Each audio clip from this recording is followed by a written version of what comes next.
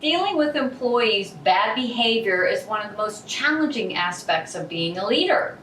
However, when left to figure out how to address bad behavior, many leaders, without realizing, make things worse. They have good intent, but don't always make good decisions when addressing bad behavior. So on this episode of Coffee and Conversations about Nurse Bullying, I'm going to share with you my top 3 worst mistakes leaders make when addressing bad behavior.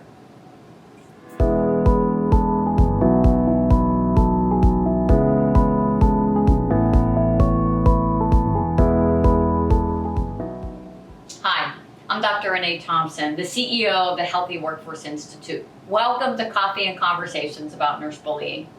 You know, over the last 10 years working with leaders to help them really cultivate a professional and healthy workforce culture by eradicating bullying and incivility, I've identified many critical mistakes that they make when dealing with problem employees. Here are just my top 3. Number 1, thinking they only have to address the behavior once. You know, you finally find the courage to sit down and have an honest conversation with your toxic employee. You set clear expectations for behavior moving forward, and you document the conversation.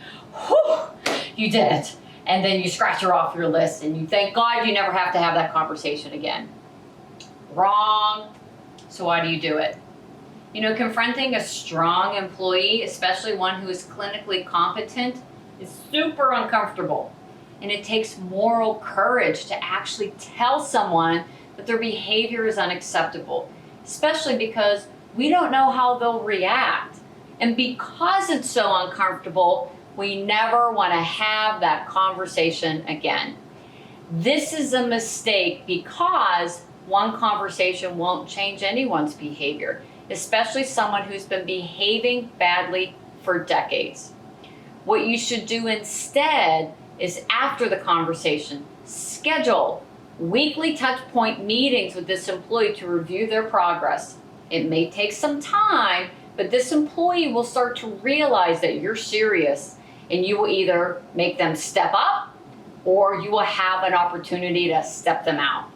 The second mistake is addressing someone's bad behavior at a staff meeting. All right, classic. You have 3 employees who swipe in 15 to 20 minutes late every morning. Everyone else arrives on time, but instead of confronting the late employees individually, you talk about the importance of coming into work on time at a staff meeting. So why do you do it?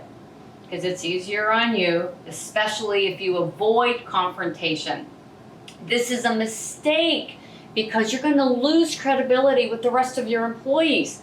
Why? It's because everyone on the team knows that you're talking about those 3 people, but that you don't have the courage to tell them.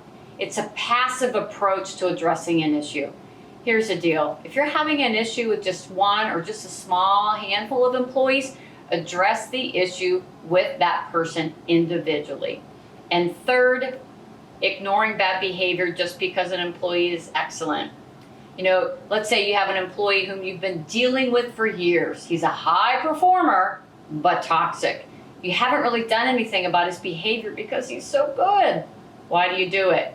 It is so easy just to justify someone's bad behavior when they're clinically competent, especially if they're in an informal leadership role like charge. Because you know what? They take some of the burden and the tasks off of your plate. This is a mistake because when we ignore someone's bad behavior just because they're clinically excellent, we put patients at risk and the good employees will end up leaving you. Numerous studies prove this, enough said. What you should do instead is set clear performance and behavioral expectations with employees and tell this employee that although clinically competent, his behavior is unacceptable. Oh, and by the way, take him out of the charge role. Never have someone in an informal leadership role if they're not a professional role model. All right, well, I hope you learn from my top 3 common mistakes so that you don't make the same mistakes.